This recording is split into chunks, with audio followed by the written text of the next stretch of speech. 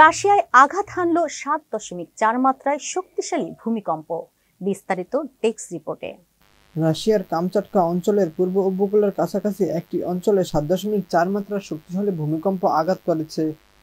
শনিবার ১৩ সেপ্টেম্বর মার্কিন ভূতাত্ত্বিক জরিপ সংস্থা ইউএসজিএস এ তথ্য জানিয়েছে। সংস্থাটি আরও জানায়, ভূমিকম্পটির উৎপত্তিস্থল ছিল ভূপৃষ্ঠের ৪০ কিলোমিটার গভীরে। এবার দোহায় হামলা চালালো ইসরায়েলি বাহিনী।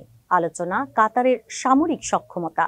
বিস্তারিত থাকছে ডেস্ক রিপোর্টে। কাতারের দোহায় হামাস নেতাদের লক্ষ্য করে ইসরায়েলি হামলার পর আলোচনায় এসেছে দেশটির সামরিক সক্ষমতা। আকাশসীমা পেরিয়ে এই হামলায় অংশ নেয় ইসরায়েলের ১২টি যুদ্ধবিমান।